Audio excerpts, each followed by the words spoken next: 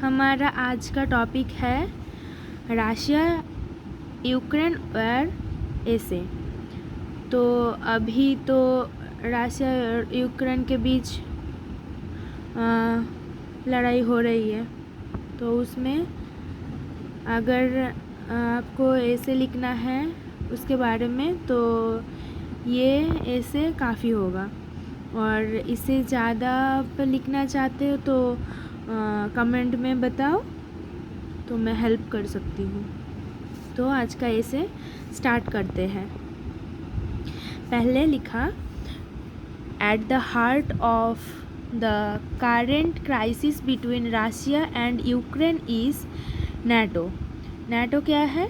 North Atlantic Treaty Organisation, a group of 30 countries including the US, UK, France and Germany. तो क्या बोल रहा है कि रूस और यूक्रेन के बीच वर्तमान में केंद्र में है नाटो। उसमें 30 देश समूह है। उसमें से है एक अमेरिका, ब्रिटेन, फ्रांस और Germany.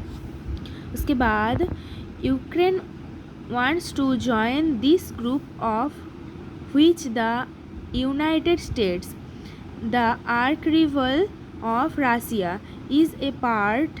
The NATO too is open to make Ukraine its member, which has irked the Moscow big time.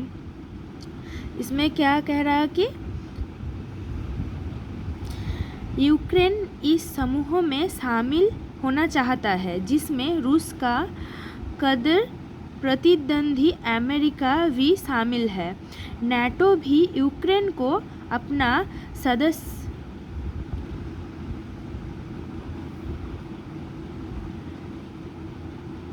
सदस्य बनाना चाहता है। Russia does not want NATO to allow Ukraine to become its member. It will expand the grouping footprint to its border. The border big reason is that a member country of NATO will be eligible for collective support by all members in case of any external attack.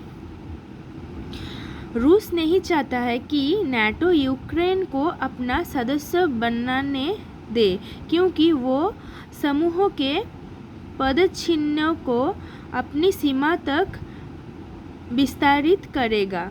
दूसरा बड़ा कारण है ये कि NATO का एक सदस्य देश किसी बाहरी हमले की स्थिति में सभी सदस्यों की सामूहिक समर्थन का पात्र होगा। Kyiv fears attack by Russia as the latter has already annexed Crimea from Ukraine. Brookings, a US-based think tank, writes that Moscow's seizure of Crimea was the biggest land grab in Europe since World War II.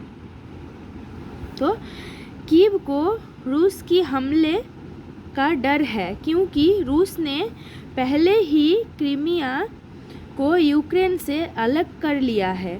America स्थित ठीक bookings लिखते हैं कि Moscow का Crimea पर कब्जा द्वितीय विश्व युद्ध के बाद से यूरोप में सबसे बड़ा भूमि हथियाना था। तो क्या हुआ कि वर्ल्ड वॉर 2 के बाद मॉस्को को यूरोप ने ग्रैब कर लिया। As per the principle of collective defense, NATO considers an attack against one or several of its members as an attack against all. This is the principle of collective defense, which is enshrined in Article 5 of the Washington Treaty. तो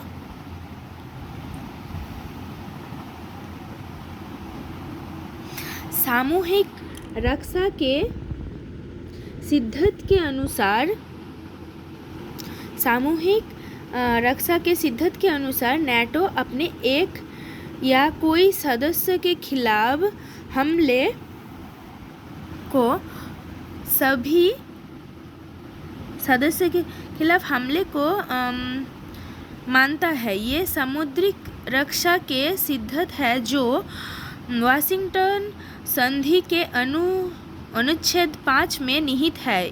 यही कारण है कि रूस Ukraine को NATO सदस्यता का विरोध करता है।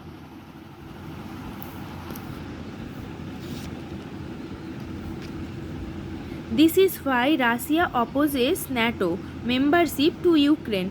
It thinks that if Ukraine becomes member of NATO, it might try to take back Crimea by military action.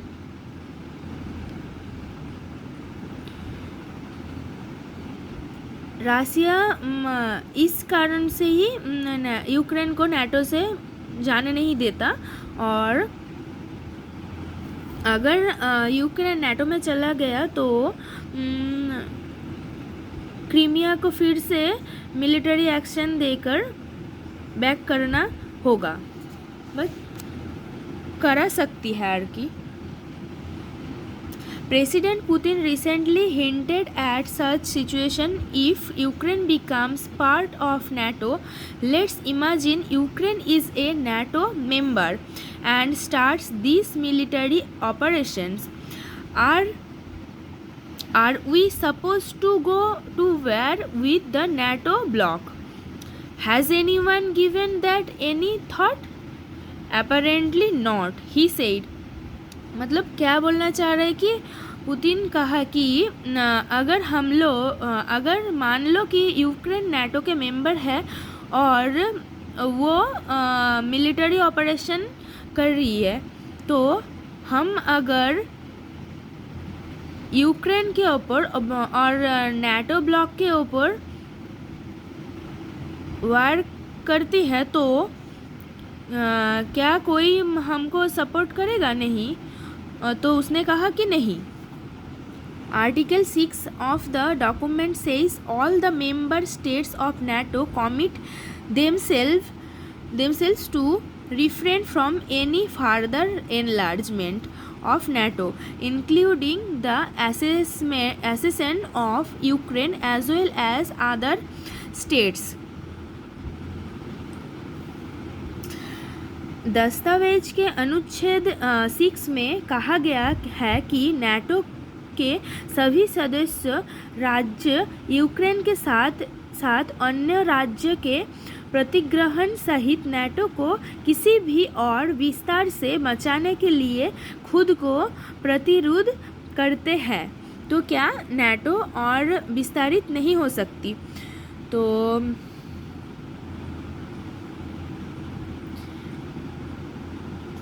तो कमेंट में बताइए कि ऐसे कैसा लगा। फिर से मैं एक बार दिखा देती हूँ। अगर आप लोग को और किसी बारे में ऐसे चाहिए तो कमेंट में बताइए, मैं ज़रूर ट्राई करूँगी कि वो भी जल्दी ही आ जाए। Bye bye.